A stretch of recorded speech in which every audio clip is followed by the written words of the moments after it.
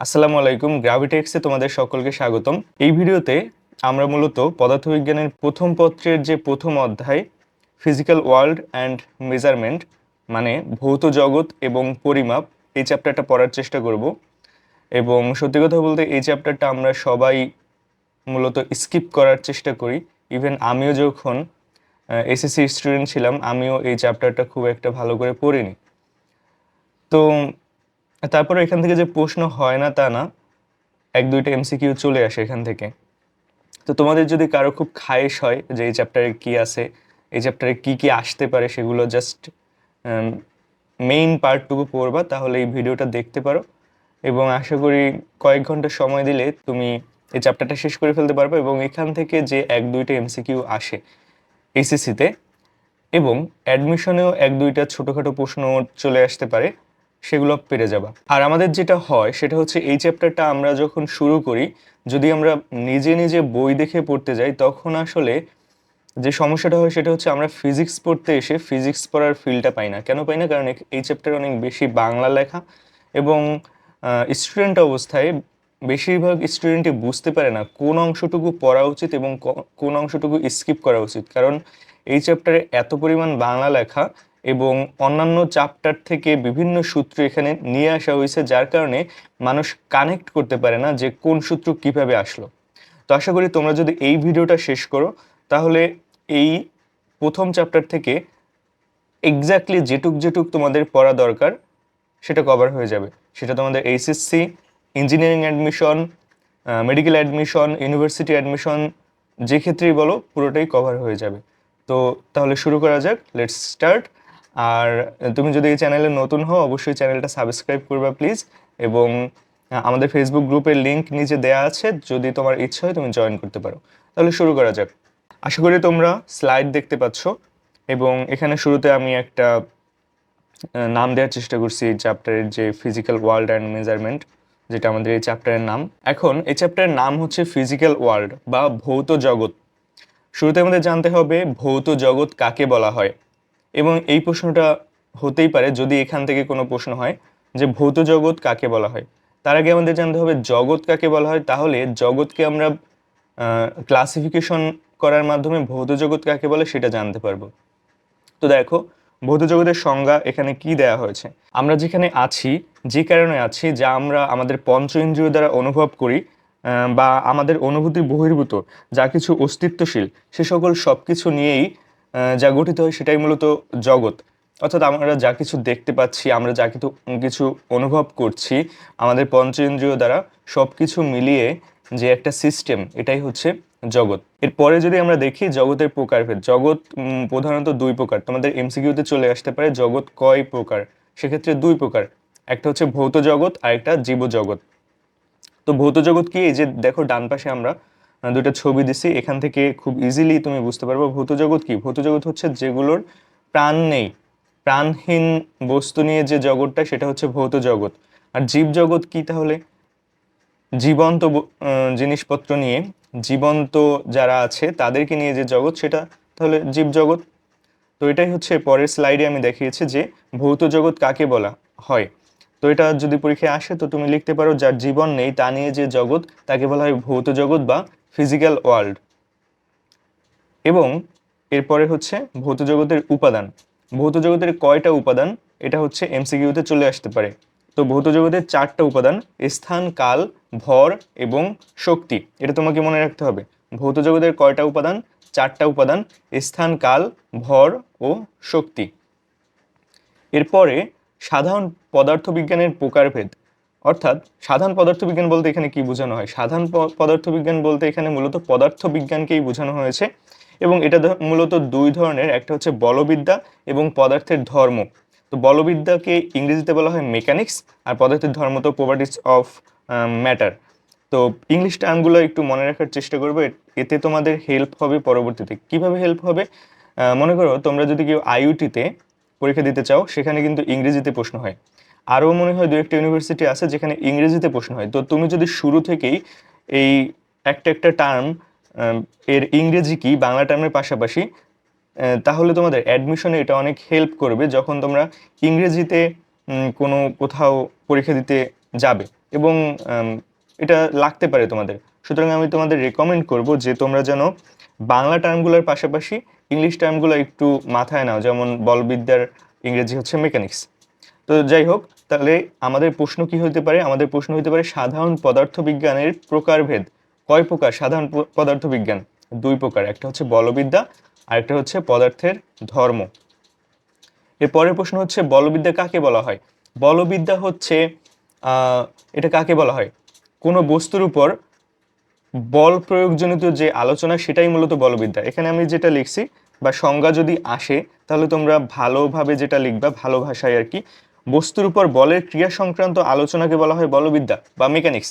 এই যে ডান পাশে দেখতেছো তোমরা, স্প্রিং ঘুরতেছে, এখানে একটা স্প্রিং আর একটা স্প্রিং এর উপরে কিন্তু বল প্রয়োগ করতেছে, এবং এখানে অনেক আলোচনা হইতে পারে এটা নিয়ে, যে এই স্প্রিং এর ঘূর্ণন কত কত বেগে এটা ঘুরতেছে, এর কৌণিক বেগ কত, এটা হইতে পারে এখানে কত ঘর্ষণ কাজ করতেছে, এটা বিভিন্ন আলোচনা এখানে হইতে পারে। এবং এই সমস্ত আলোচনা হচ্ছে বলের উপর নির্ভরশীল, মানে বলকে কেন্দ্র করে এই আলোচনাগুলো করা হচ্ছে, এবং বস্তুর উপর বলের ক্রিয়া সংক্রান্ত এই যে সকল আলোচনা, এই সমস্ত আলোচনাকে আমরা বলি বলবিদ্যা বা মেকানিক্স। এবং এই মেকানিক্স নিয়ে কমপ্লিট চ্যাপ্টার আছে তোমাদের পরবর্তীতে, তুমি যদি একদম শুরু হও আর কি, এই চ্যাপ্টারটাই পড়ো, আর সামনের কোনো চ্যাপ্টার এখনো পড়ো নাই, তাহলে হয়তো জানো না। আর যদি পড়ে থাকো তাহলে অবশ্যই জানো যে বলবিদ্যা নিয়ে তোমাদের সামনের ডিটেইলস আলোচনা আছে, তখন আমরা আলোচনা করব। এরপরে বলবিদ্যার প্রকারভেদ। বলবিদ্যা কয় ধরনের?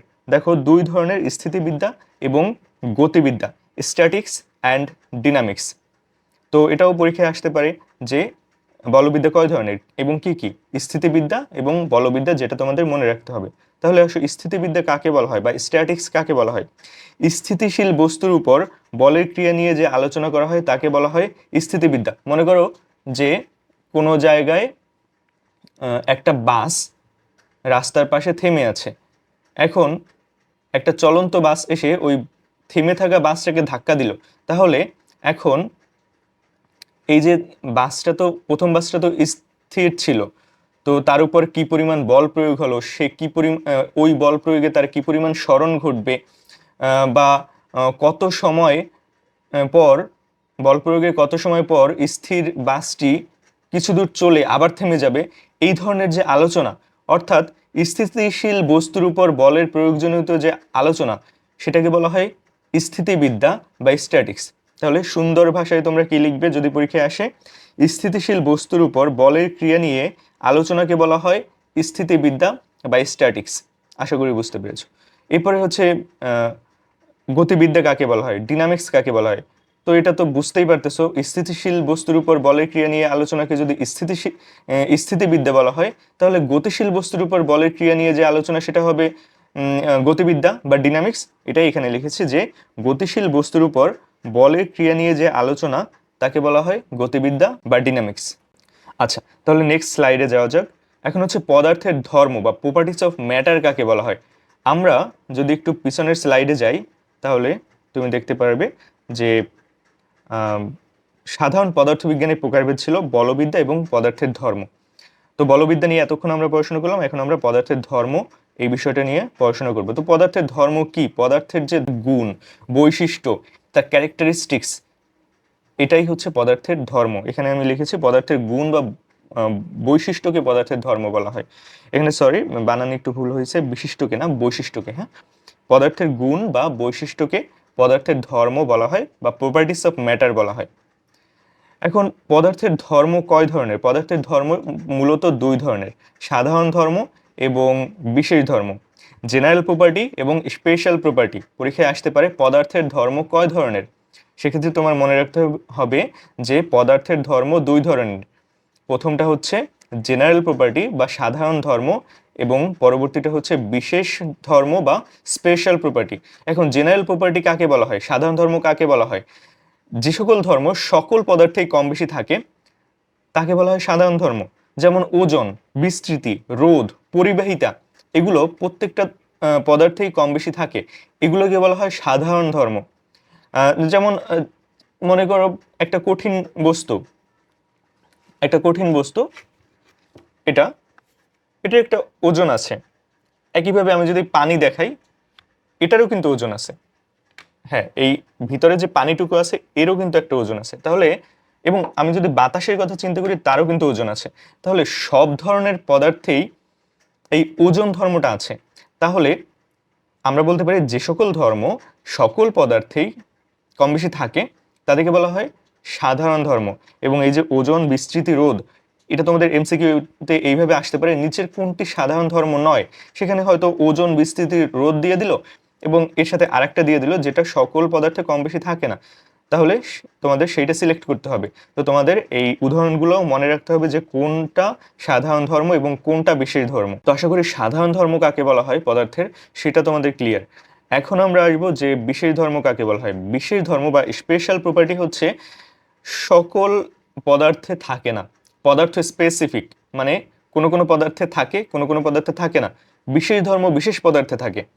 যেমন আমরা যদি বলি কঠিন, এটা একটা কঠিন পদার্থ, এই যে এটা একটা কঠিন পদার্থ, এর কি আছে, ভঙ্গুরতা আছে, এটাকে ভেঙে ফেলা যায়, সঠিক পরিমাণে বল প্রয়োগ করলে এটাকে ভেঙে ফেলা যাবে। তাহলে এটা হচ্ছে কঠিন পদার্থের একটা বিশেষ ধর্ম হচ্ছে ভঙ্গুরতা।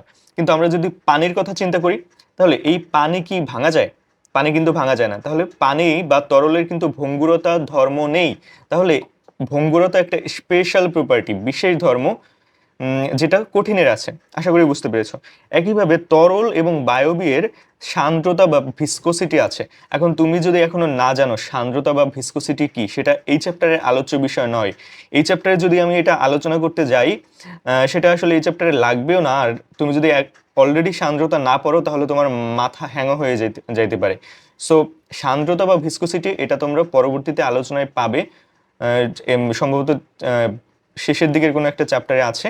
যাই হোক, তো তুমি যদি এখনো না জানো সান্দ্রতা কি, আপাতত মনে রাখো যে সান্দ্রতা নামে একটা টার্ম আছে যেটা তরল এবং বায়বীয়ের জন্য, এবং শুধু তরলের জন্য পৃষ্ঠ টান বা তল টান বা সারফেস টেনশন এটা একটা বিশেষ ধর্ম।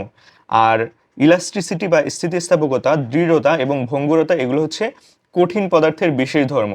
তো তোমাকে এই উদাহরণগুলো মনে রাখতে হবে, এগুলো এমসিকিউতে আসতে পারে যে নিচের কোনটা বিশেষ ধর্ম, নিচের কোনটা সাধারণ ধর্ম, এবং মেডিকেল অ্যাডমিশন এগুলো তো খুবই আসতে পারে। তো আশা করি সাধারণ ধর্ম কাকে বলা হয় পদার্থের এবং বিশেষ ধর্ম কাকে বলা হয় এই বিষয়টা তোমাদের কাছে ক্লিয়ার। তারপরে আমাদের 6টার মতো সংজ্ঞা আছে এই চ্যাপ্টারে, যে সংজ্ঞা 6টা আমরা এখন পড়ব এবং এই সংজ্ঞা 6টা কোথাও না কোথাও চলে আসতে পারে, আসার সম্ভাবনা খুব কম, তবে আসতে পারে। আচ্ছা, তো প্রথমটা হচ্ছে ধারণা বা প্রত্যয় বা কনসেপ্ট কাকে বলা হয়। কাকে বলা হয় ধারণা কাকে বলা হয় তুমি জানো, কিন্তু হয়তো তুমি সংজ্ঞায় বলতে পারছো না। ধারণা কাকে বলা হয় এটা আমরা সবাই জানি, কিন্তু হয়তো আমরা ওয়ার্ডে এক্সপ্রেস করতে পারতেছি না, এমনটা হইতে পারে। তো সেক্ষেত্রে তোমার সংজ্ঞাটা একটু মাথায় রাখতে হবে, যেমনটা আমি এখানে লিখেছি। ধারণা হলো কোনো ভাবনা বা চিন্তাধারা বা কোনো বিষয়ে সাধারণ অভিমত। তাহলে আসো ধারণা কাকে বলা হয় একটু ব্রেইন স্টর্ম করার চেষ্টা করি। যেমন মনে করো আমি যখন ভিডিওটা রেকর্ড করছি তখন এখন হচ্ছে আজকে কত তারিখ, আজকে এপ্রিলের 11 তারিখ 2025। এখন পর্যন্ত বাংলাদেশে স্টারলিংক আসেনি। বাংলাদেশে স্টারলিংক আসবে এমন কথাবার্তা চলছে, পরীক্ষামূলক একটা জার্নি চলছে। এখন অনেক মানুষ ধারণা করতেছে যে স্টারলিংকের দাম কত হইতে পারে, মানে মান্থলি সাবস্ক্রিপশন কত হইতে পারে। অনেকে বলতেছে যে স্টারলিংকের যেহেতু বাংলাদেশে অনেক কম দাম হবে, অনেকে বলতেছে না কম হবে না, এটা হচ্ছে যেহেতু ইন্টারন্যাশনাল ইন্টারনেট প্রোভাইডার, তো ইন্টারন্যাশনালি যে দাম সেটাই হবে। অনেকে বলতেছে যে কয়েক হাজার টাকা, 10,000 20,000 এরকম হইতে পারে, এত টাকা প্রতি মাসে। আবার অনেকে বলতেছে বাংলাদেশের মার্কেটের সাথে সামঞ্জস্য রেখেই দামটা ঠিক হবে, হয়তো মাসে 500 1,000 টাকা এরকম হইতে পারে। তো এটা কি করতেছে, মানুষ ধারণা করতেছে। তো এটাই তো ধারণা, কোনো বিষয়ে ভাবনা বা চিন্তাধারা বা সাধারণ যে তাদের অভিমত, এটা মানুষ দিচ্ছে, তাই না? তুমি যদি ভিডিওটা অনেক পরে দেখো, আমি জানি না তুমি বিষয়টা রিলেট করতে পারবা কিনা, কিন্তু এখন যখন স্টারলিংক নেই তখন এই ধরনের আলোচনা বাংলাদেশে চলছে এবং মানুষ ধারণা করার চেষ্টা করতেছে এটার দাম কেমন হইতে পারে, এটার প্রাইস রেঞ্জ কেমন হইতে পারে। তো এটাই হচ্ছে ধারণা, মানুষের সাধারণ অভিমত, মানুষ কি ভাবছে এই বিষয়টা নিয়ে, তুমি কি ভাবছো কোনো একটা বিষয় নিয়ে, এটাই হচ্ছে তোমার ধারণা।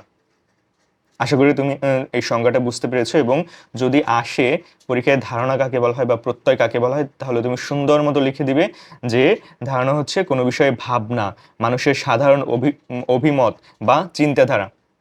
আচ্ছা, এর পরের যে সংজ্ঞা সেটা যদি যাই, সেটা হচ্ছে অনুকল্প বা হাইপোথিসিস কাকে বলা হয়। দেখো, কোনো কিছু সম্পর্কে অনুসন্ধানের পর যে অনুমিত সিদ্ধান্ত নেওয়া হয় তাকে বলা হয় অনুকল্প। কোনো কিছু সম্পর্কে শুরুতে তুমি অনুসন্ধান করবে, এরপরে অনুমিত সিদ্ধান্ত নিবে। যেমন আমি যে আগে যে এক্সাম্পল দিলাম স্টারলিংকের, সেখানেই কিছু কিছু মানুষ তারা হচ্ছে বিভিন্ন দেশে স্টারলিংকের দাম কত সেটা সম্পর্কে অনুসন্ধান করেছে, যে ইউএসএতে কত, ফিনল্যান্ডে কত, তারপরে আফ্রিকার অনেক দেশে কত, এবং এই সব দেশের দামের সাথে তুলনা করে একটা দাম বলার চেষ্টা করতেছে যেটা বাংলাদেশে হতে পারে। এটা একটা অনুকল্প বলতে পারো তুমি। যেমন কোনো কিছু, এখানে যেটা বলা হয়েছে, কোনো কিছু সম্পর্কে অনুসন্ধানের পর অনুমিত সিদ্ধান্ত। মানুষ আগে অনুসন্ধান করতেছে ওই সব দেশে স্টারলিংকের মান্থলি সাবস্ক্রিপশনের দাম কত, এবং এরপরে তার উপর ভিত্তি করে একটা অনুমিত সিদ্ধান্ত নিচ্ছে যে বাংলাদেশে এইটা হইতে পারে। এটাকে একটা অনুকল্প বলা যায়, বা এটা একটা হাইপোথিসিস। আশা করি বুঝতে পেরেছো, এবং এই সংজ্ঞাটা তোমাদের একটু মাথায় রাখতে হবে। পরবর্তী যে ডেফিনেশন সেটা হচ্ছে তত্ত্ব বা থিওরি।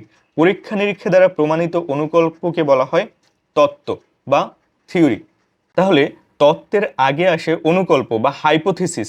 মানুষ হাইপোথেটিক্যালি কোনো একটা বিষয় শুরুতে অনুমান করবে, এরপরে সেটা যদি পরীক্ষা নিরীক্ষা করার পর সেটা সত্য প্রমাণিত হয়, তাহলে সেটা তত্ত্ব বলা হয় সেটাকে। আমরা যদি উদাহরণ দেই, এর একটা উদাহরণ হইতে পারে জার্ম থিওরি অফ ডিজিজ, বা এটাকে কিভাবে তোমাদেরকে বুঝাইতে পারি, সেটা হচ্ছে জার্ম থিওরিতে যেটা বলা হয় সেটা হচ্ছে রোগ হয় জীবাণুর কারণে। তো রোগ হয় জীবাণুর কারণে, এটা তো একটা পরীক্ষা নিরীক্ষা দ্বারা প্রমাণিত হাইপোথিসিস, তাই না? শুরুতে কি হলো, শুরুতে মানুষ ধারণা করলো, এরপরে অনুকল্প করলো, হাইপোথিসিস করলো যে এই যে রোগবালাই সেটা জার্মের কারণে হইতে পারে, সেটা জীবাণুর কারণে হইতে পারে। এরপরে পরীক্ষা নিরীক্ষার মাধ্যমে দেখলো যে হ্যাঁ, আসলেই রোগবালাই জীবাণুর কারণে হচ্ছে। তাহলে এটা একটা তত্ত্ব বা থিওরি, যেটাকে বলা হয় বিজ্ঞানের ভাষায় যেটাকে বলা হয় জার্ম থিওরি অফ ডিজিজ। একইভাবে অনেক তত্ত্ব হইতে পারে, যেমন পারমাণবিক তত্ত্ব হইতে পারে, atomic theory, big bang theory হইতে পারে, তারপরে এভলিউশন থিওরি অফ ডারউইন হইতে পারে, নিউটনের গতিতত্ত্ব হইতে পারে। এরকম অনেক তত্ত্ব আছে। আশা করি তত্ত্ব কাকে বলা হয় তোমরা বুঝতে পেরেছো। তত্ত্ব কাকে বলা হয় আবার যদি একটু বলি, সেটা হচ্ছে আমাদের যে অনুকল্প বা হাইপোথিসিস, সেটাকে পরীক্ষা নিরীক্ষার পরে যদি দেখি যে সেটা সত্য, তাহলে সেটা একটা তত্ত্ব বা থিওরি। তাহলে যদি পরীক্ষায় আসে তত্ত্ব কাকে বলা হয় বা থিওরি কাকে বলা হয়, তখন তোমরা কি লিখবে? তখন তোমরা লিখবে যে পরীক্ষা নিরীক্ষা দ্বারা প্রমাণিত অনুকল্পকে বা হাইপোথিসিসকে বলা হয় তত্ত্ব বা থিওরি। আশা করি তোমরা তত্ত্ব কাকে বলা হয় বুঝতে পেরেছো। এরপরে আমাদের যে সংজ্ঞা সেটা হচ্ছে সূত্র। সূত্র কাকে বলা হয় বা ল কাকে বলা হয়? আমি যদি এক কথায় বলি, সূত্র হচ্ছে তত্ত্বের গাণিতিক ফর্ম। তত্ত্বকে গাণিতিকভাবে প্রকাশ করার মাধ্যম হচ্ছে সূত্র বা ল। অর্থাৎ এখানে যে সংজ্ঞাটা লেখা হয়েছে সেটা দেখো, যখন কোনো তত্ত্ব অনেক পরীক্ষা নিরীক্ষার মাধ্যমে প্রমাণিত হয় এবং এর মূল কথাগুলো একটি উক্তির মাধ্যমে প্রকাশ করা যায়, তাকে বলা হয় বৈজ্ঞানিক সূত্র। যেমন আমরা যদি কয়েকটা সূত্রের উদাহরণ দেই, সেটা হচ্ছে নিউটনের গতিসূত্র। যেমন তোমরা অনেকেই জানো F = ma, এম এ। তো এটা একটা সূত্র। কিভাবে এটা সূত্র হলো? শুরুতে নিউটন যেটা ধারণা করছে সেটা হচ্ছে অনুকল্প, সেটা হচ্ছে পরীক্ষা নিরীক্ষার মাধ্যমে সেটা সত্যতা পাইছে এবং সেটা একটা অনুকল্প হয়েছে। অনুকল্প হবার পরে সেটাকে এই যে একটা গাণিতিক ফর্মে তারা নিয়ে আসলো, এই যে একটা গাণিতিক ফর্মে তারা এখানে নিয়ে আসলো, এটা হচ্ছে নিউটনের সূত্র, তাই তো? এভাবে আরো অনেক সূত্র হইতে পারে। যেমন আমি যদি বলি ওহমের সূত্র, যেটা তোমাদেরকে এখানে দেখানো হয়েছে, ওহমের সূত্র ভি ইকুয়াল টু আইআর। দেখো, এই যে ভি ইকুয়াল টু আইআর, এটা কিন্তু একটা গাণিতিক ফর্ম, যেটা হচ্ছে হাইপোথিসিসের একটা হাইপোথিসিসকে সঠিক পরীক্ষা নিরীক্ষার মাধ্যমে সেটা সঠিক বলে মনে হয়েছে তাদের, বা সেটা সঠিক, সেটা যে সত্য সেটা পাওয়া গেছে, এবং এরপরে এর গাণিতিক একটা ফর্ম দেওয়া হয়েছে যেটা হচ্ছে ভি ইকুয়াল টু আই আর বা ওহমের সূত্র। একইভাবে আরও হইতে পারে যেমন মধ্যাকর্ষণ তত্ত্ব বা Newton's law of universal gravitation, যেটা তোমরা অনেকেই হয়তো জানো। যেমন আমি যদি এটা একটু লেখার চেষ্টা করি, F equal to G into m1 m2 over কি ডি স্কোয়ার বা আর স্কোয়ার যেটাই বলো। তো এটাও একটা সূত্র। তো আশা করি সূত্র কাকে বলা হয় সেটা তোমাদের এখন ক্লিয়ার। তাহলে এটা হচ্ছে সূত্র। আরেকবার সূত্রের ডেফিনেশনটা পড়ে আমি এটা শেষ করব। সেটা হচ্ছে যখন কোনো একটা তত্ত্ব অনেক পরীক্ষা নিরীক্ষার মাধ্যমে প্রমাণিত হয় এবং এর মূল কথা একটি উক্তির মাধ্যমে প্রকাশ করা হয়, তখন তাকে বলা হয় গাণিতিক সূত্র। কেমন কেমন সূত্র হইতে পারে, যেমন F equal to M A, V equal to I R, এগুলো হচ্ছে এক একটা সূত্র। তারপরের যে ডেফিনেশন সেটা হচ্ছে স্বীকার্য বা পোস্টুলেট কাকে বলা হয়।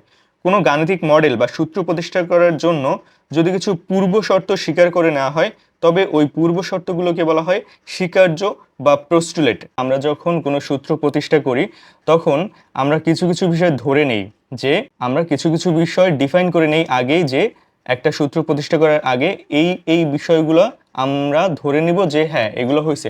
যেমন আমরা একটু আগে যে এফ ইকুয়াল টু এম এ বা নিউটনের যে সূত্রটা দেখাইলাম, এটার কিছু পোস্টুলেট আছে, এটা কিছু স্বীকার্য আছে। কি কি স্বীকার্য হইতে পারে? যেমন আমরা ধরে নিছি যে এই সূত্র প্রতিষ্ঠার আগেই আমরা ধরে নিছি বা মেনে নিছি যে বল একটা ভেক্টর রাশি, ত্বরণ একটা ভেক্টর রাশি। এফ ইকুয়াল টু এম এ, এখানে এফ আছে এ আছে, মানে বল আছে এবং ত্বরণ আছে, এবং আমরা এখানে আগেই ধরে নিছি যে বল একটা ভেক্টর রাশি, ত্বরণ একটা ভেক্টর রাশি।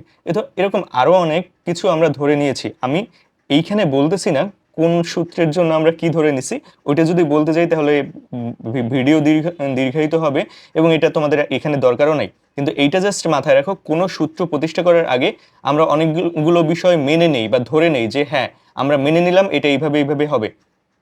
এই যে বিষয়গুলো আমরা ধরে নেই বা মেনে নেই, এগুলোই হচ্ছে স্বীকার্য বা পোস্টুলেট। আমাদের লাস্ট যে ডেফিনেশন সেটা হচ্ছে নীতি অথবা প্রিন্সিপাল। নীতি বা প্রিন্সিপাল বলতে বোঝায় সেই সকল সত্য যার উপরে ভিত্তি করে ফিজিক্সে বা পদার্থবিজ্ঞানের আরও অনেক থিওরি, অনেক সূত্র পরবর্তীতে গড়ে উঠেছে। যেমন হাইজেনবার্গের অনিশ্চয়তা নীতি, ডপলার নীতি ইত্যাদি। যেমন এখানে আমি বই থেকে যে সংজ্ঞাটা পেয়েছি সেটা হচ্ছে যে সকল প্রাকৃতিক সত্যর সরাসরি স্পষ্ট প্রমাণ পাওয়া যায় এবং এগুলোর উপর ভিত্তি করে বিজ্ঞানের আরও অনেক ঘটনা প্রমাণ করা হয়, তাকে বলা হয় নীতি। যেমন তোমরা ডান পাশে দেখতে পাচ্ছ একটা বল মুভ করতেছে, এবং হাইজেনবার্গের অনিশ্চয়তা নীতি অনুযায়ী বলা হয় যে এই যে এটা মুভ করতেছে কোনো একটা নির্দিষ্ট সময়ে, তোমরা যদি এই বলটার বেগ কত সেটা জানতে চাও তাহলে ওই সময়ে ওই বলটার এক্সাক্ট পজিশন সঠিকভাবে তোমরা জানতে পারবে না। আবার যদি ওই এক্স্যাক্টলি ওই সময়ে সঠিক পজিশনটা জানতে চাও তাহলে এর বেগ কত সঠিকভাবে সেটা জানতে পারবে না। এটা হচ্ছে হাইজেনবার্গের অনিশ্চয়তা নীতি, এবং এই নীতির উপর ভিত্তি করে পদার্থবিজ্ঞানের আরও অনেক বড় বড় থিওরি আমরা পরবর্তীতে পেয়েছি, ইকুয়েশন পেয়েছি। যেমন আমি যদি বলি শ্রোডিঞ্জারের যে ইকুয়েশন আছে, কোয়ান্টাম মেকানিক্সের অনেক থিওরি এই হাইজেনবার্গের অনিশ্চয়তা নীতির উপর ভিত্তি করে গড়ে উঠেছে, যেটা অ্যাডভান্স ফিজিক্সের অংশ, তোমাদের আলোচ্য বিষয় নয়। কিন্তু আমি যেটা বুঝাইতে চাচ্ছি সেটা হচ্ছে এই যে হাইজেনবার্গের অনিশ্চয়তা নীতি, এর উপরে ভিত্তি করে আরও অনেক থিওরি, অনেক প্রুফ, অনেক ইকুয়েশন আমরা পেয়েছি ফিজিক্সের, যার উপর ভিত্তি করে ফিজিক্স, পদার্থবিজ্ঞান গড়ে উঠেছে। অর্থাৎ এই নীতিগুলো হচ্ছে পদার্থবিজ্ঞানের বেস, ভিত্তি। আশা করি বুঝতে পেরেছো। তারপরে আমাদের একটা এমসিকিউ আছে যেটা তোমাদের বইয়ে আছে, এই জন্য আমি এটা এখানে দিছি, কিন্তু এই এমসিকিউর খুব বেশি ব্যাখ্যা এই চ্যাপ্টারে আমি দিতে যাব না। এমসিকিউটা কি দেখো, সেটা হচ্ছে তড়িৎচুম্বকীয় আবেশ বা ইলেকট্রোম্যাগনেটিক ইন্ডাকশন কে আবিষ্কার করে? এটার অ্যান্সার হচ্ছে ফ্যারাডে আবিষ্কার করে। এখন তোমরা যদি জানতে চাও তড়িৎচুম্বকীয় আবেশ কি, এটা অবশ্যই আমরা যখন তড়িৎচুম্বকীয় আবেশ পড়বো সেকেন্ড চ্যাপ্টারে তখন আমরা এই সম্পর্কে জানবো। কিন্তু আপাতত জাস্ট এইটা মাথায় রাখো যে তড়িৎচুম্বকীয় আবেশের যে আবিষ্কারক সে হচ্ছে ফ্যারাডে, বিজ্ঞানী ফ্যারাডে। এরপরে আমাদেরকে যেটা জানতে হবে সেটা হচ্ছে নিউটনিয়ান মেকানিক্স কাকে বলা হয়। চিরায়ত বলবিদ্যা বা ক্লাসিক্যাল মেকানিক্সকে বলা হয় নিউটনিয়ান মেকানিক্স। এখন এখানে নিউটনিয়ান মেকানিক্স এর সংজ্ঞা দিতে গিয়ে আরেকটা নতুন টার্ম হয়তো চলে আসছে, সেটা হচ্ছে চিরায়ত বলবিদ্যা। চিরায়ত বলবিদ্যা কাকে বলা হয়? ম্যাক্রোস্কোপিক অবজেক্টের উপরে বলের ক্রিয়াজনিত বা ক্রিয়া সংক্রান্ত যে আলোচনা, সেটাই মূলত চিরায়ত বলবিদ্যা। এখন ম্যাক্রোস্কোপিক অবজেক্ট কি? যে সকল অবজেক্ট আমরা সাধারণত আমাদের চারপাশে দেখি, যেমন তুমি যদি বলো একটা ইলেকট্রনের ক্ষেত্রে কি নিউটনিয়ান মেকানিক্স প্রযোজ্য না। এটার যে ডাইমেনশন সেটা খুবই কম, এবং এত কম ডাইমেনশনের ক্ষেত্রে বেসিক্যালি কোয়ান্টাম লেভেলে আমরা নিউটনিয়ান মেকানিক্স ব্যবহার করতে পারি না। কিন্তু আমরা সচরাচর আশেপাশে যেসব জিনিস দেখতে পাই, যেমন তোমরা এখানে ছবিতে দেখতে পাচ্ছ, একটা কেচি দিয়ে একটা সুতা কেটে দিছে, তখন একটা ভারী একটা বস্তু নিচের দিকে পড়ে যাচ্ছে। এগুলো কি আমরা আশেপাশে দেখতে পাই, এগুলো ম্যাক্রোস্কোপিক, বড় সাইজে বড়। এই ধরনের বস্তুর ক্ষেত্রে বলের ক্রিয়া সংক্রান্ত যে আলোচনা সেটা হচ্ছে চিরায়ত বলবিদ্যা, এবং নিউটনিয়ান মেকানিক্স বা বিজ্ঞানী নিউটন যে সকল সূত্র মূলত দিয়েছিলেন সেগুলো এই ম্যাক্রোস্কোপিক অবজেক্টের ক্ষেত্রেই প্রযোজ্য। আমরা যদি খুবই কম ডাইমেনশনের কোনো কিছুতে যাই, যেমন ইলেকট্রন, প্রোটন, তাদের ক্ষেত্রে কিন্তু নিউটনিয়ান মেকানিক্স প্রযোজ্য না।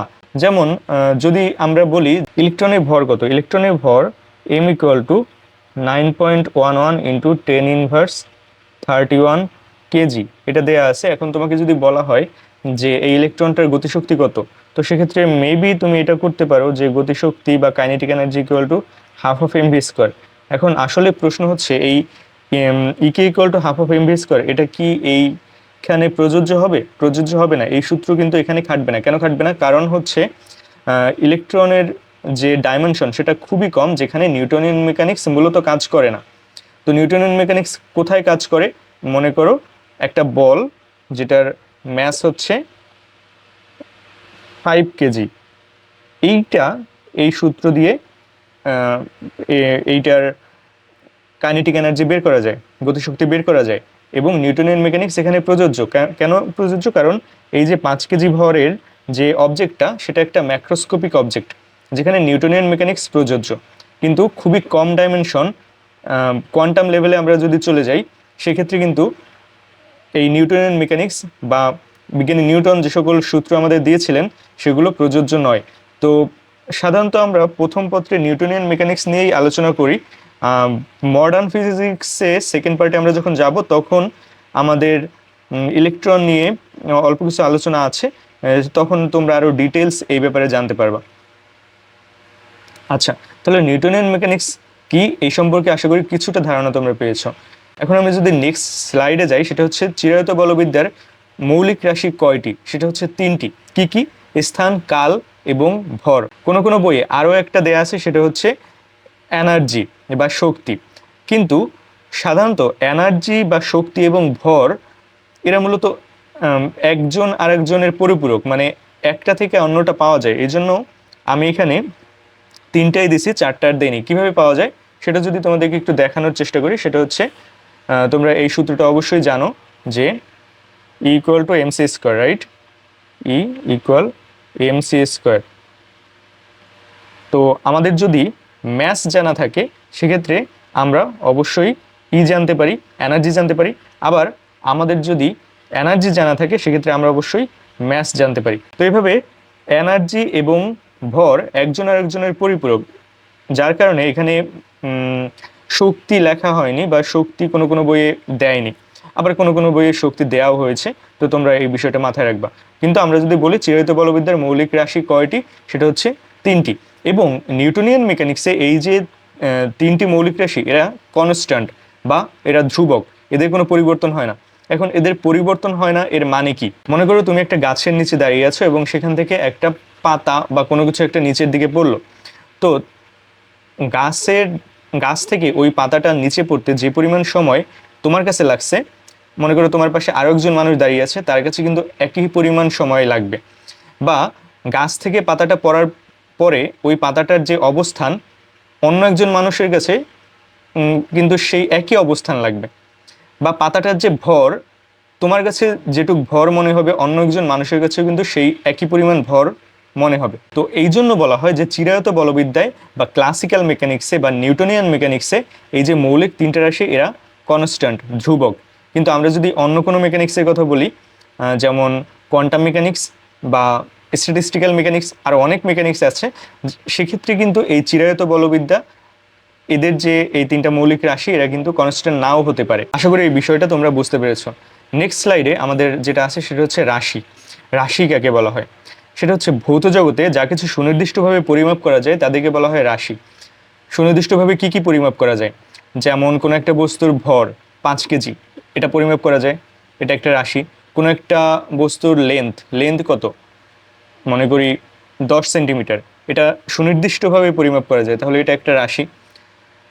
তাহলে যা কিছু আমরা পরিমাপ করতে পারি ভৌত জগতে তা সব কিছুই রাশি। তো এটা খুবই সহজ একটা সংজ্ঞা, এটা তোমরা বুঝতে পেরেছো। এরপরে রাশির প্রকারভেদ, রাশি কয় প্রকার? মূলত রাশি 2 প্রকার, মৌলিক রাশি এবং যৌগিক রাশি। পরীক্ষায় আসতে পারে রাশি কয় প্রকার, মৌলিক রাশি এবং যৌগিক রাশি, মনে রাখতে হবে। এরপরে যদি বলি মৌলিক রাশি কাকে বলা হয়, যে সকল রাশি অন্য কোনো রাশির উপরে নির্ভর করে না তারা হচ্ছে মৌলিক রাশি। টোটাল 60টা মৌলিক রাশি আছে এবং এই 60টা মৌলিক রাশি তোমাদের মাথায় রাখতে হবে। পরবর্তীতে এই 60টা মৌলিক রাশি দিয়ে অনেক গাণিতিক সমস্যা তোমাদের সমাধান করতে হবে এই চ্যাপ্টারেই। তো এরপরে যদি দেখি যৌগিক রাশি কাকে বলা হয়, যৌগিক রাশির আরেকটা নাম হচ্ছে লব্ধ রাশি। তাহলে এটা কাকে বলা হয়, যে সকল রাশি মৌলিক রাশির উপর নির্ভর করে তাদেরকে বলা হয় যৌগিক রাশি। এখানে যেটা লেখা হয়েছে, যে সকল রাশি মৌলিক রাশিগুলোর উপর নির্ভর করে তাদেরকে বলা হয় যৌগিক রাশি। এখন আমরা আসি 60টা মৌলিক রাশি কি কি। দেখো 60টা মৌলিক রাশি হচ্ছে দৈর্ঘ্য, ভর, সময়, তাপমাত্রা, তড়িৎ প্রবাহ, দীপন তীব্রতা এবং পদার্থের পরিমাণ। এবং এদেরকে কি দিয়ে প্রকাশ করা হয় সেটা তোমাদের মাথায় রাখতে হবে। এই 60টা মৌলিক রাশির মাত্রা কি তা তোমাদের মাথায় রাখতে হবে, মনে রাখতে হবে, এবং এদের একক কি সেটাও তোমাদের মনে রাখতে হবে। তাহলে দেখা যাক এক এক করে এদের কি দিয়ে প্রকাশ করা হয়। দৈর্ঘ্যকে আমরা সাধারণত এল দিয়ে প্রকাশ করি, দেখো ডান পাশে লেখা আছে এল, এবং আরও অনেক কিছু দিয়ে প্রকাশ করা যায় দৈর্ঘ্যকে, যেমন এক্স দিয়ে প্রকাশ করা হয়, ওয়াই দিয়ে প্রকাশ করা হয়, তারপরে এ দিয়ে প্রকাশ করা হয়, বি দিয়ে প্রকাশ করা হয়, অনেক কিছু দিয়ে প্রকাশ করা হয়। আমি এখানে এলটা দিছি, শুধু এল দিয়েও প্রকাশ করা হয়। এবং এর যে মাত্রা সেটা কিন্তু ক্যাপিটাল এল, এবং মাত্রা প্রকাশ করতে হয় সবসময় থার্ড ব্র্যাকেটের মধ্যে। এবং দেখো এখানে প্রত্যেকটা মাত্রা থার্ড ব্র্যাকেটের মধ্যে দিয়েছি, তোমরাও মাত্রা যখনই লিখবা তখনই একটা থার্ড ব্র্যাকেটের মধ্যে এই মাত্রাকে লিখতে হবে। তাহলে দৈর্ঘ্যকে প্রকাশ করা হয় এল দিয়ে, মাত্রা ক্যাপিটাল এল, এবং এর একক হচ্ছে মিটার, যাকে সংক্ষেপে স্মল এম দিয়ে প্রকাশ করা হয়। একইভাবে ভরকে প্রকাশ করা হয় ছোট হাতের এম দিয়া, এর ভরের মাত্রা হচ্ছে ক্যাপিটাল এম, একক কেজি। সময়ের প্রকাশ করা হয় স্মল টি দিয়ে, মাত্রা হচ্ছে ক্যাপিটাল টি এবং একক কি সেকেন্ড। আচ্ছা, তারপরে তাপমাত্রাকে প্রকাশ করা হয় ক্যাপিটাল টি দিয়েও প্রকাশ করা হয়, আবার থিটা দিয়েও প্রকাশ করা হয়। এবং তাপমাত্রার যে মাত্রা সেটা টি অথবা থিটা দুইটাই হইতে পারে, এবং একক হচ্ছে কেলভিন। তাপমাত্রার আরও অনেক একক আছে, যেমন সেলসিয়াস, ফারেনহাইট, কিন্তু এসআই একক বলতেছি আমরা এখানে, যা যা পড়তেছি সব হচ্ছে এসআই একক, এসআই ইউনিট পড়তেছি। এসআই ইউনিট হচ্ছে তাপমাত্রার কেলভিন। আচ্ছা, তারপরে তড়িৎ প্রবাহকে আই দিয়ে প্রকাশ করা হয়, বড় হাতের আই দিয়েও প্রকাশ করা হয়, আবার কোথাও কোথাও ছোট হাতের আই দিয়েও প্রকাশ করা হয়। তড়িৎ প্রবাহের যে মাত্রা সেটা হচ্ছে ক্যাপিটাল এ, এবং এর একক কি, তড়িৎ প্রবাহের একক কি অ্যাম্পিয়ার, যেটাকে সংক্ষেপে এ দিয়ে প্রকাশ করা হয়। দীপন তীব্রতা যেটা, সেটাকেও প্রকাশ করা হয় ক্যাপিটাল আই দিয়া, এর মাত্রা হচ্ছে ক্যাপিটাল জে, এবং এর যে একক সেটা হচ্ছে ক্যান্ডেলা, সিডি। এই যে দেখো আমি পাশে ছোট করে লিখে রেখেছি ক্যান্ডেলা, এবং এর সংক্ষিপ্ত রূপ হচ্ছে সিডি। এবং লাস্ট ওয়ান পদার্থের পরিমাণ, একে প্রকাশ করা হয় স্মল এন দিয়ে, এবং এর মাত্রা হচ্ছে এম ও এল, ছোট হাতের এম ও এল থার্ড ব্র্যাকেটের মধ্যে, কিন্তু এর একক যেটা সেটা হচ্ছে এম ও এল ই। এখানে কিন্তু খুবই কনফিউশন কাজ করে, এমসিকিউতে অনেকেই ভুল করে। এই বিষয়টা মাথায় রাখতে হবে, যখন আমরা মাত্রা বলবো, পদার্থের পরিমাণের মাত্রা যখন বলবো তখন সেটা হবে এম ও এল, কিন্তু আমরা যখন একক বলবো তখন হবে এম ও এল ই। তাহলে মোল দুইটাই কিন্তু মোল, কিন্তু এদের মধ্যে বানানগত পার্থক্য আছে, এই বিষয়টা মাথায় রাখতে হবে। আচ্ছা, এখন আমাদের অল্প একটু আলোচনা আছে, সেটা হচ্ছে এককের পদ্ধতি। তোমাদের বইয়ে 4টা এককের পদ্ধতি দেওয়া আছে, সে 4টা হচ্ছে সিজিএস পদ্ধতি, এমকেএস পদ্ধতি, এসআই পদ্ধতি এবং এমকেএসআই পদ্ধতি। এই পদ্ধতিগুলো কি, খুবই সহজ। সিজিএস পদ্ধতি আমরা যদি পড়ি, আচ্ছা এখানে শুরুতে এমকেএস সিস্টেম লিখছি। এমকেএস পদ্ধতি কাকে বলা হয়, খুবই সহজ, দেখো M for metre, K for kilogram এবং এস ফর সেকেন্ড। অর্থাৎ যে পদ্ধতিতে দৈর্ঘ্যের এককে মিটার, ভরের এককে কিলোগ্রাম এবং সময়ের এককে সেকেন্ড দিয়ে প্রকাশ করা হয় তাকে বলা হয় এমকেএস পদ্ধতি বা এমকেএস সিস্টেম। তাহলে সিজিএস সিস্টেম কি, যে পদ্ধতিতে দৈর্ঘ্যের একক সেন্টিমিটার, ভরের একক গ্রাম এবং সময়ের একক সেকেন্ড, তাদেরকে বলা হয় বা তাকে বলা হয় সিজিএস পদ্ধতি। এখন এসআই সিস্টেম কি? এসআই সিস্টেম হচ্ছে এই পদ্ধতিতে দৈর্ঘ্যের একক মিটার, ভরের একক কিলোগ্রাম এবং সময়ের একক সেকেন্ড। এবং এই এসআই পদ্ধতি হচ্ছে ইন্টারন্যাশনালি যে পদ্ধতিটা ব্যবহার করা হয় বর্তমানে, সেটা এর পুনরূপ হচ্ছে ইন্টারন্যাশনাল সিস্টেম অফ ইউনিট। এটা মাথায় রাখবে এবং তোমাদের পরীক্ষায় এই এসআই সিস্টেম দিয়েই প্রশ্ন হলে হবার সম্ভাবনা বেশি। তারপরে the last one MKSA system বা এমকেএসএ পদ্ধতি, যেখানে M for metre, K for kilogram, S for second এবং এ ফর অ্যাম্পিয়ার। অর্থাৎ দৈর্ঘ্যের একক এখানে মিটার, আর ভরের একক কিলোগ্রাম, সময়ের একক সেকেন্ড এবং তড়িৎ প্রবাহের একক অ্যাম্পিয়ার। এই যে পদ্ধতিটা, একে বলা হয় এমকেএসএ পদ্ধতি। এরপরে আমাদের যেটা জানতে হবে সেটা হচ্ছে মাত্রা কাকে বলা হয়। দেখো এখানে যেটা লেখা হয়েছে সেটা হচ্ছে কোনো ভৌত রাশিতে উপস্থিত মৌলিক রাশিগুলোর সূচককে বলা হয় মাত্রা। আবার একটু ভালো করে বোঝার চেষ্টা করো, একটা ভৌত রাশি, যে কোনো ভৌত রাশি হতে পারে, সেই ভৌত রাশির মৌলিক রাশিগুলোর যে সূচক তাকে বলা হয় মাত্রা। আমি যদি একটু দেখানোর চেষ্টা করি, মনে করো যে কোনো একটা ভৌত রাশি আমরা নেই, কি হতে পারে, মনে করো বল। আমরা জানি এফ ইকুয়াল টু এম এ। সংজ্ঞাটা কি ছিল? সংজ্ঞাটা যেটা ছিল সেটা হচ্ছে কোনো ভৌত রাশিতে উপস্থিত মৌলিক রাশিগুলোর সূচককে বলা হয় মাত্রা। তাহলে এফ একটা ভৌত রাশি, এর মৌলিক রাশিগুলোর সূচক আমাদের বের করতে হবে। তাহলে চলো বের করি। মনে করো এফ এর মাত্রা আমরা বের করব মৌলিক রাশির মাধ্যমে। প্রথমে হচ্ছে কি, এখানে ম্যাস এম, এম এর মাত্রা কি? Capital M. এবং এ মানে ত্বরণ, এর মাত্রা কি? L T inverse 2। তাহলে আমরা যদি একসাথে লিখি তাহলে এফ এর মাত্রা হয় এম এল টি ইনভার্স 2, এটা হয় এর মাত্রা। তাহলে এখন দেখো এই যে এখানে মৌলিক রাশি কে কে? মৌলিক রাশি হচ্ছে এম একটা মৌলিক রাশি, এল একটা মৌলিক রাশি এবং টি একটা মৌলিক রাশি। এদের সূচক কি আছে? এম এর সূচক হচ্ছে 1, এল এর সূচক হচ্ছে 1 এবং টি এর সূচক -2। এবং আমাদের সংজ্ঞায় যেটা বলা হয়েছে, কোনো ভৌত রাশিতে উপস্থিত মৌলিক রাশিগুলোর সূচককে বলা হয় ওই রাশির মাত্রা। তাহলে এই যে ভৌত রাশি এফ, এর মৌলিক রাশিগুলোর সূচক হচ্ছে এম এল টি ইনভার্স 2, যেটা হচ্ছে ভৌত রাশি এফ এর মাত্রা। আশা করি তোমরা বুঝতে পেরেছ। আবার একবার সংজ্ঞাটা পড়ছি, সেটা হচ্ছে কোনো ভৌত রাশিতে উপস্থিত মৌলিক রাশিগুলোর সূচককে বলা হয় তার মাত্রা। পরীক্ষায় যদি আসে এই সংজ্ঞাটা লিখে দিবে। এরপরে আমাদের যেটা জানতে হবে সেটা হচ্ছে মাত্রার ব্যবহার, খুবই গুরুত্বপূর্ণ এবং এই চ্যাপ্টার থেকে এখান থেকে প্রশ্ন হতেই পারে। মাত্রার অনেক ব্যবহার আছে, কিন্তু যে ব্যবহারগুলো সব থেকে গুরুত্বপূর্ণ, মূলত দুইটা ব্যবহার সব থেকে গুরুত্বপূর্ণ এবং যেটা তোমাদের পরীক্ষায় আসে, সেই দুইটা নিয়েই আমি আলোচনা করব। সেটা হচ্ছে, প্রথমটা হচ্ছে কোনো ইকুয়েশন ঠিক কিনা সেটা জানতে মাত্রা ব্যবহার করা হয়। এখন আসো কোনো একটা ইকুয়েশন ঠিক কিনা সেটা জানতে কিভাবে আমরা মাত্রা ব্যবহার করতে পারি সেটা আমরা দেখব, এবং এটা খুবই মনোযোগ দিয়ে দেখবে, কারণ এই সংক্রান্ত প্রশ্ন তোমাদের পরীক্ষায় আসতে পারে এবং অবশ্যই আসবে। এমসিকিউতে এই ধরনের প্রশ্ন অবশ্যই আসবে। কোনো ইকুয়েশন সঠিক কিনা সেটা জানতে মাত্রা কিভাবে ব্যবহার করতে পারি সেটা আমি এখন এক্সপ্লেন করছি। মনে করো কোনো একটা ইকুয়েশন তোমার সামনে এখন আছে এবং ওই ইকুয়েশনটা সঠিক হবে যদি ওই ইকুয়েশনের প্রতিটা টার্মের মাত্রা সমান হয়। আমি উদাহরণ দিচ্ছি। এখন মনে করো আমাদের সামনে আছে এস ইকুয়াল টু ভিটি। এখানে এস কি? এস হচ্ছে সরণ। তাহলে সরণ যেহেতু, এর মাত্রা কি হবে? সরণের মাত্রা যদি আমরা বলি, এটা হবে এল। অন্যদিকে ভি, ভি হচ্ছে বেগ, বেগের মাত্রা কি? L T inverse. এবং সময়, টি এর মাত্রা হচ্ছে টি। তাহলে আমরা যদি এটাকে গুণ করি, এই পার্টটাকে যদি গুণ করি, তাহলে আমরা যেটা পাই সেটা হচ্ছে এল পাই।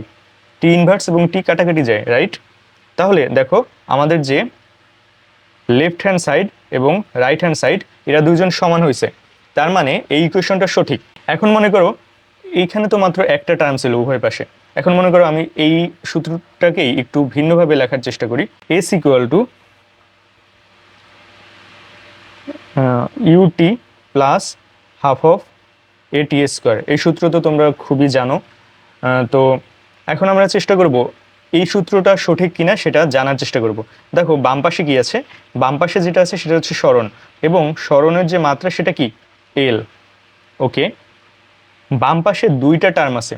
আমাদের নিয়ম হচ্ছে কোনো একটা সূত্রের প্রত্যেকটা টার্মের মাত্রা সমান হতে হবে, তাহলে সেই সূত্রটা সঠিক। তাহলে বাম পাশে প্রথমে আছে কি ইউ, ইউ হচ্ছে আদিবেগ বা বেগ, এটার মাত্রা কি হবে এল টি ইনভার্স, এবং টি এর মাত্রা হবে টি, প্লাস ত্বরণ, ত্বরণের মাত্রা হচ্ছে এল টি ইনভার্স টু, এবং সময়ের মাত্রা টি, এবং টি এর উপরে আছে একটা স্কোয়ার। এখন তোমাদের প্রশ্ন হতে পারে যে এইখানে এই হাফটা কই গেল। হাফ হচ্ছে আমরা যখন মাত্রা নিয়ে কাজ করি তখন এই ধরনের কনস্ট্যান্ট টার্মগুলো আমরা কনসিডার করি না, যেহেতু হাফ একটা কনস্ট্যান্ট টার্ম, সো এই বিষয়টা আমরা কনসিডার করব না যখন আমরা মাত্রা নিয়ে কাজ করব।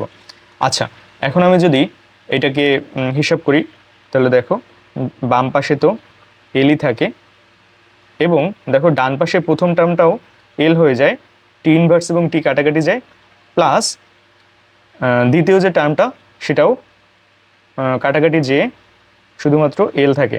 তাহলে আমাদের কন্ডিশন কি ছিল? কন্ডিশন ছিল কোনো একটা ইকুয়েশন সঠিক হইতে হইলে ওই ইকুয়েশনে বিদ্যমান সকল টার্ম এর মাত্রা সমান হতে হবে। তাহলে দেখো এই যে S equal to UT plus half of AT square, এই সূত্রের তিনটা টার্ম এবং তিনটা টার্মেরই মাত্রা এল, এল এবং এল, তার মানে এই সূত্রটা সঠিক। এখন আমরা যদি আরেকটা সূত্র সঠিক কিনা সেটা দেখার চেষ্টা করি, আমি উপরের পার্টটা মুছে দিলাম। দেখো অন্য একটা সূত্র, যে কোনো সূত্র হতে পারে, মনে করো সেটা কি হতে পারে, মনে করো আমরা জানি যে work W equal to F S, এই সূত্র তো তোমরা জানো, তো এই সূত্র তো সঠিক। তো এর সাথে মনে করো আমি এটা দিলাম এফ এস প্লাস এস, আমি দেখতে চাই, আমি জানি না এই সূত্র সঠিক কিনা, তো এইটা সূত্রটা সঠিক কিনা সেটা আমি কিভাবে জানবো? দেখো আমরা যদি মাত্রার মাধ্যমে এই জিনিসটা জানতে চাই, তাহলে ডাব্লিউ বা কাজ এর এর মাত্রা কি? এর মাত্রা হচ্ছে M L square T inverse two.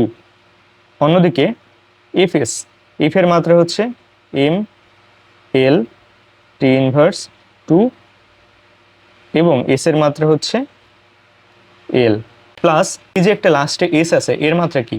এল। এখন আমরা যদি একটু ক্যালকুলেশন করি, M L square T inverse two equal to, এপাশে কি আসে? এপাশে আসে M L square T inverse two plus L আসে। এখন দেখো আমাদের কন্ডিশন কি ছিল? কোনো একটা সূত্র বা কোনো একটা ইকুয়েশন সঠিক হবে তখনই যখন ওই ইকুয়েশনের প্রত্যেকটা টার্মের মাত্রা সমান হবে। এইখানে কি প্রত্যেকটা টার্মের মাত্রা সমান? এখানে তো প্রত্যেকটা টার্মের মাত্রা সমান না। যেমন দেখো বাম পাশে এখানে আছে M L square T inverse two, ডান পাশে যে দুইটা টার্ম, ওই দুইটা টার্মের একটা M L square T inverse two আর একটা এল, যেহেতু প্রত্যেকটা টার্মের মাত্রা এখানে সমান হয়নি, সেহেতু আমরা বলতে পারি যে এই যে W equal to F S plus S, এই সূত্রটা সঠিক নয়। তাহলে এভাবে কোনো একটা সূত্র সঠিক কিনা তার সত্যতা যাচাই করতে মাত্রা ব্যবহার করা হয়। আশা করি কিভাবে একটা সূত্র সঠিক কিনা সেটা যাচাই করতে মাত্রা কিভাবে ব্যবহার করা হয় সেটা তোমরা বুঝতে পেরেছো, এবং যে কোনো সূত্র এখন থেকে সঠিক কিনা সেটা যদি পরীক্ষায় আসে যাচাই করতে তোমরা যাচাই করতে পারবা। জাস্ট 60টা যে মৌলিক রাশি আছে তাদের যে মাত্রা, সেই 60টা মৌলিক রাশি তোমাদের মাথায় রাখতে হবে, এবং সেই 60টা মৌলিক রাশি সূত্র অনুযায়ী এখানে বসিয়ে দেখবা যে ওই ইকুয়েশনের প্রত্যেকটা টার্মের মাত্রা সমান কিনা। যদি সমান হয় তাহলে ইকুয়েশনটা সঠিক, যদি সমান না হয় তাহলে ইকুয়েশনটা সঠিক নয়। আশা করি বুঝতে পেরেছো। তো এভাবেই আমাদের প্রথম মাত্রার ব্যবহার, কোনো ইকুয়েশন ঠিক কিনা তা জানতে মাত্রা লাগে, এটার ব্যবহার আমরা জানলাম এবং বুঝলাম।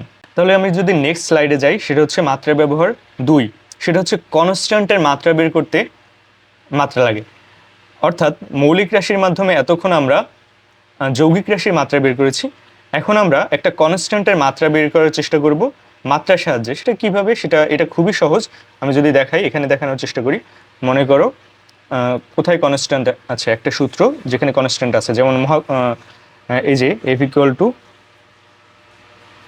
জি into M one M two over D square, এই সূত্র নিশ্চয়ই তোমরা জানো। তো এই সূত্রের কনস্ট্যান্ট কি? এই সূত্রের কনস্ট্যান্ট হচ্ছে এই যে জি কনস্ট্যান্ট। এখন জি এর মাত্রা আমরা তো জানি না, তো এটা যদি বের করতে চাই তাহলে কিভাবে বের করব? খুবই সহজ। মনে করো আমরা জিটাকে এক পাশে নিয়ে আসলাম এবং অন্যগুলো অন্য পাশে নিয়ে আসলাম। সেটা কিভাবে? সেটা হচ্ছে F D square divided by m1 m2। এখন আমরা যদি জি এর মাত্রা বের করতে যাই সেটা কিভাবে? খুবই সহজ। জি এর মাত্রা, যেহেতু জি এর মাত্রা সেহেতু আমরা এটাকে থার্ড ব্র্যাকেটে লিখব এবং আমরা এফ এর মাত্রা এখন জানি। যদি না জানি এফ ইকুয়াল টু এম এর সূত্রে আমরা মাত্রা বসিয়ে বের করে নিতে পারবো, মুখস্থ করার তো কিছু নাই। আচ্ছা, তাহলে এফ এর মাত্রা কি? এফ এর মাত্রা হচ্ছে M L T inverse 2। D হচ্ছে কি? একটা লেন্থ, একটা দৈর্ঘ্য। দৈর্ঘ্যের মাত্রা কি? এল, এর উপরে আছে একটা স্কোয়ার, তাহলে এল স্কোয়ার হবে। এবং m1 m2, তাহলে এটা কি? এম ইন্টু এম, এটা। এখন আমরা যদি একটু কাটাকাটি দেই, গুণ করি, তাহলেই তো আমরা জি এর মাত্রা পেয়ে যাব। তাহলে আসো আমরা করার চেষ্টা করি এটা। যেমন এই এম এবং এম কাটা যায়, এবং তাহলে থাকে কি? থাকে হচ্ছে উপরে থাকে যেটা, সেটা হচ্ছে এল স্কোয়ার, সরি এল স্কোয়ার না, এল কিউব টি ইনভার্স 2 থাকে, আর নিচে থাকে এম, তাই তো? গুণে ভুল গেলে ক্ষমা সুন্দর দৃষ্টিতে দেখবে। হ্যাঁ, এল কিউব টি ইনভার্স 2, নিচে থাকে এম। তাহলে তাহলে কি কি থাকে? সেটা হচ্ছে L cube T inverse 2 M inverse 1। তাহলে এটা হচ্ছে জি এর মাত্রা। তাহলে জি কি? মহাকর্ষীয় ধ্রুবক, এটা একটা কনস্ট্যান্ট, এবং কনস্ট্যান্টের মাত্রা বের করতে এই মাত্রা লাগে। তাহলে এটা হচ্ছে, এই হচ্ছে দুইটা খুবই গুরুত্বপূর্ণ ব্যবহার মাত্রার। তো তোমাদের পরীক্ষা এইভাবে আসতে পারে, মাত্রার ব্যবহার লেখো। সেক্ষেত্রে তোমরা বাংলায় এই দুটো লিখে দিলে 1 এবং 2। আর এই যে কোনো একটা ইকুয়েশন সঠিক কিনা সেটাও তোমাদের পরীক্ষায় আসতে পারে। একটা ইকুয়েশন দিয়ে বলতে পারে এই ইকুয়েশনটা সঠিক কিনা। সেক্ষেত্রে মাত্রার মাধ্যমে তোমরা এইভাবে সত্যতা যাচাই করবে এই ইকুয়েশনটা সঠিক কিনা। আশা করি বুঝতে পেরেছো। এখন মাত্রার সীমাবদ্ধতা কি? মাত্রার একটা সীমাবদ্ধতা আছে, সেটা খুবই সহজ সীমাবদ্ধতা।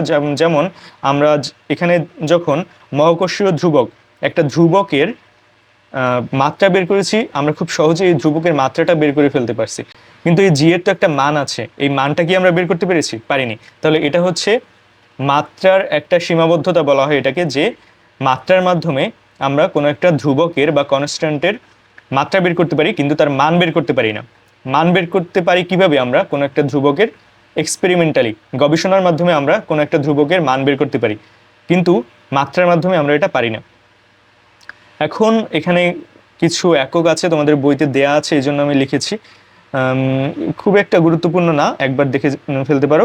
কিন্তু এখান থেকে দুইটা খুব গুরুত্বপূর্ণ, যেটা আসলেও আসতে পারে, সেটা হচ্ছে 10 decametre equal to 1 hectometre HM, এবং 10 কিলোমিটার ইকুয়াল টু 1 মিরিয়ামিটার, বা সংক্ষেপে বলা হয় একে মিরিয়ামি। তো তোমরা এই দুইটা একটু বিশেষভাবে মাথায় রাখতে পারো, আর বাকিগুলাও একটু দেখতে পারো। তারপরে যেটা হচ্ছে সেটা হচ্ছে ছোট বড় ও নবমণ্ডলীয় একক।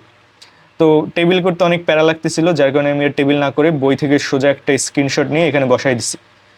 যাই হোক, দেখো এখানে 1 fermi equal to 10 inverse 15 metre. তোমাদের এটা খুবই মাথায় রাখতে হবে যে 1 fermi equal to 10 inverse 15 metre. এটা কিন্তু গুরুত্বপূর্ণ, এই যে লিস্টটা দেখতেছো এটা কিন্তু গুরুত্বপূর্ণ। এবং তোমরা যখন পরবর্তী চ্যাপ্টারগুলো পড়তে যাবে তখন ইউনিট কনভার্সনে এই বিষয়গুলো অনেক জায়গায় লেগে যেতে পারে।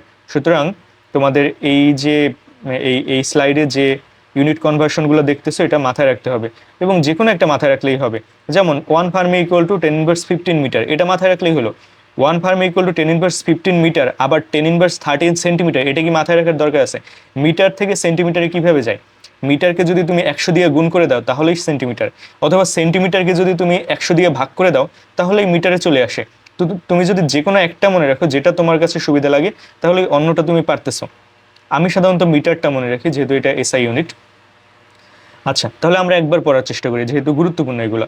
1 fermi equal to 10 inverse 15 metre, 1 x3 unit বা XU equal to 10 inverse 13 metre, 1 angstrom equal to 10 inverse 10 metre. এটা খুবই গুরুত্বপূর্ণ। 1 angstrom equal to 10 inverse 10 metre, এটা অনেকবার লাগে এবং অ্যাডমিশনেও লাগে এটা। তারপরে 1 millimicron equal to 10 inverse 9 metre. 1 micron অথবা 1 micrometre equal to 10 inverse 6 metre. এরপরে 1 megameter equal to 10 to the power 6 metre. 1 astronomical unit বা 1 AU ইকুয়াল টু কি, দেখো এখানে তুমি শুধুমাত্র মিটারে যেটা ওইটা মনে রাখতে পারো, অথবা কিলোমিটারে যেটা ওইটা মনে রাখতে পারো। তাহলেই তুমি মিটার থেকে কিলোমিটার, কিলোমিটার থেকে মাইল, এই কনভার্সনগুলো কিন্তু ইজিলি পারবা। এখন 1 অ্যাস্ট্রোনমিক্যাল ইউনিট কাকে বলা হয়, এটা পরীক্ষায় আসতে পারে বা এমসিকিউতে আসতে পারে। এটা এখানে বলা আছে যে সূর্য ও পৃথিবীর যে গড় দূরত্ব, সেটাই মূলত 1 অ্যাস্ট্রোনমিক্যাল ইউনিট। আচ্ছা, এরপরে 1 লাইট ইয়ার অথবা 1 আলোকবর্ষ কাকে বলা হয়, দেখো এখানে যে কোনো একটা মনে রাখো। 9.46 into 10 to the power 15 metre. এখন আলোকবর্ষ, আলোকবর্ষ বলতে কি বোঝায়, 1 আলোকবর্ষ বলতে কি বোঝায়, সেটা হচ্ছে আলো একটা কমপ্লিট বছরে যত ডিস্টেন্স যেতে পারে সেটাই হচ্ছে 1 আলোকবর্ষ। এটা কিন্তু মুখস্থ করা না করেও মূলত তোমার হাতে যদি ক্যালকুলেটর থাকে এটা বের করা যায়।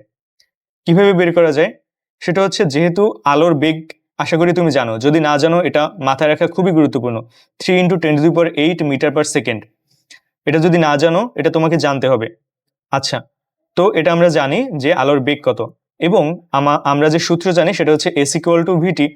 তো আলোর বেগ ভি আমরা জানি, এবং টি 1 বছরে কত সেকেন্ড সেটা কি তুমি জানো? না জানলে তুমি ক্যালকুলেট করে বের করতে পারো যে একদিনে 24 ঘন্টা, তাহলে এই ঘন্টাকে তুমি সেকেন্ডে কনভার্ট করলে সেটাকে 365 দিয়ে গুণ করে তুমি 1 বছরের মোট কত সেকেন্ড সেটা বের করলে, এবং এর সাথে তুমি ভি গুণ করে দিলে। তুমি কি বুঝতে পারছো আমি যে বলতেছি, নাকি মাথার উপর দিয়ে যাচ্ছে? আচ্ছা, এটা একটু ব্যাখ্যা করার চেষ্টা করি, যদিও ব্যাখ্যা করাটা খুব গুরুত্বপূর্ণ না, তারপরেও চেষ্টা করি। 1 লাইট ইয়ার সমান কি, দেখো আমি যদি এখানে লিখি 1 লাইট ইয়ার, এটা সমান কত মিটার বা কত কিলোমিটার বা কত মাইল। আচ্ছা, তো আমরা জানি কি, আমরা জানি এস ইকুয়াল টু ভিটি। এখন আলোর যে বেগ সেটা হচ্ছে 3 into 10 to the power 8 metre per second. এখন টি 1 বছরে কত সেকেন্ড সেটা তো আমরা জানি না। 1 বছরে কত সেকেন্ড কেন লাগতেছে, কারণ হচ্ছে আলো একটা কমপ্লিট বছরে যত দূরত্ব অতিক্রম করে সেটাই হচ্ছে 1 আলোকবর্ষ। তাহলে 1 বছরে কত সেকেন্ড সেটাই তো লাগবে নাকি। তো টি কত, 1 বছরে কত সেকেন্ড আমি নিজেও জানি না। তো 1 বছরে 24, একদিনে 24 ঘন্টা এটা জানি। তাহলে একদিনে যদি 24 ঘন্টা হয়, তাহলে 24 ইন্টু 60 এত মিনিট একদিনে। তাহলে এর সাথে যদি আরো একটা 60 গুণ করে দেই, তাহলে এত সেকেন্ড একদিনে। তাহলে একদিনে টোটাল এত সেকেন্ড। তাহলে এর সাথে যদি 365 গুণ করে দেই, তাহলে যেটা আসবে সেটাই তো মূলত 1 বছরে যত সেকেন্ড তত। তাহলে এখন এইটাকে যদি আমরা এইখানে টি বসায় দেই, তাহলে আমরা যেটা পাবো সেটাই তো মূলত 1 লাইট ইয়ার। আমি যদি ভুল হই আমাকে অবশ্যই কমেন্ট বক্সে জানিয়ে দিবে। তোমরা একটু ক্যালকুলেশন করে দেখতে পারো ক্যালকুলেটরে, যে এটা যদি ক্যালকুলেশন করো তাহলে এইখানে যে 1 লাইট ইয়ার সমান যেটা দেয়া আছে এটা আসে কিনা একটু চেষ্টা করো। হ্যাঁ, আচ্ছা, এরপরে দেখো 1 পারসেক ইকুয়াল টু 3.26 আলোকবর্ষ বা 3.26 লাইট ইয়ার। এখন দেখো এইটা যদি তুমি মনে রাখো 3.26 light year equal to 1 parsec, তাহলেই কিন্তু তোমার আর মিটার কত, কিলোমিটার কত, অ্যাস্ট্রোনমিক্যাল ইউনিটে কত সেটা মনে রাখতে হচ্ছে না, কারণ আগের যে কনভার্সনগুলো তুমি পড়ে আসছো তার সাথে কম্পেয়ার করে ক্যালকুলেটর ব্যবহার করে খুব ইজিলি তুমি 1 পারসেক সমান কত মিটার, কত কিলোমিটার, কত অ্যাস্ট্রোনমিক্যাল ইউনিট এগুলো বের করে ফেলতে পারবে। আচ্ছা, এরপরে 1 একক পারমাণবিক ভর অথবা 1 AMU equal to 1.66 into 10 inverse 27 kilogram, এটা লাগে, এটা মাথায় রাখবে। এরপরে 1 hectare equal to 10 to the power 4 metre square. 1 quintal equal to 100 KG. 1 ton equal to 1000 KG. আর 1 বছর সমান কত সেকেন্ড, এটাও কি পড়তে হবে, এটা কিন্তু তুমি ক্যালকুলেটরে ইজিলি বের করতে পারবে 1 বছরে কত সেকেন্ড। তো এটাই আর কি। এখান থেকে একটা প্রশ্ন হতে পারে যে 1 হেক্টর বা হেক্টর এটা কিসের একক, অনেকে এটা দৈর্ঘ্যের একক দিয়ে চলে আসে, এটা কিন্তু দৈর্ঘ্যের একক না। দেখো 1 hectare equal to 10 to the power 4 metre square, তাহলে এটা কি ক্ষেত্রফলের একক, এটা কিন্তু একটু মাথায় রাখতে হবে। আচ্ছা, আরো একটা জিনিস এখানে আসতে পারে, সেটা হচ্ছে আলোকবর্ষ কিসের একক, 1 আলোকবর্ষ এটা কিসের একক। তো এটা হচ্ছে একটা দৈর্ঘ্যের একক। আলো 1 বছরে কত ডিস্টেন্স অতিক্রম করতে পারে, এটা কিন্তু দৈর্ঘ্যের একক। যদিও অনেকে এটা সময়ের একক দাগায়ে চলে আসে, তো এটা সময়ের একক দাগানো যাবে না। 1 আলোকবর্ষ এটা কিসের একক? আলোকবর্ষ এটা কিসের একক? এটা কিন্তু দৈর্ঘ্যের একক। আশা করি বুঝতে পেরেছ। আচ্ছা, তারপরে আচ্ছা, এখানে আমি এটা লিখছি যে 1 আলোকবর্ষ মানে কি, 1 বছরের শূন্য মাধ্যমে আলো যতটা দূরত্ব অতিক্রম করে তাকে 1 আলোকবর্ষ বলে। হ্যাঁ, একটা বিষয় আমি স্কিপ করছি এর আগে, সেটা হচ্ছে শূন্য মাধ্যমে কথাটা বলিনি। আমি যে আলোর বেগ ব্যবহার করছি 3 × 10⁸ মিটার/সেকেন্ড, এটা কিন্তু শূন্য মাধ্যমে বেগ, এবং আমাদেরকে শূন্য মাধ্যমকেই কনসিডার করতে হবে যদি আমরা আলোকবর্ষের ডেফিনেশন দিতে চাই। আশা করি বুঝতে পারছো। তারপরে মাল্টিপল চয়েস কোশ্চেন, সেটা হচ্ছে আলোকবর্ষ কিসের একক? আমি যেটা একটু আগে বলেছি, সময়ের একক নাকি দূরত্বের একক নাকি বেগের একক? এটা মূলত কি, দূরত্বের একক। এই যে আমি এখানে দিয়ে দিয়েছি যে আলোকবর্ষ এটা হচ্ছে দূরত্বের একক। আশা করি তোমরা এই জিনিসটা আর ভুল করবে না কখনোই। এরপরে গাণিতিক সমস্যা। এখন আমরা গাণিতিক সমস্যায় যাব এবং আমরা বেশ কিছু ম্যাথ এখানে করব, এবং আশা করি মাত্রা সম্পর্কিত যত ম্যাথ আছে তোমাদের এই মাত্রা সম্পর্কিত ম্যাথ নিয়ে আর কোনো সমস্যা হবে না। তাহলে চলো আমরা মাত্রা সম্পর্কিত যে ম্যাথগুলো সেগুলো করে ফেলি।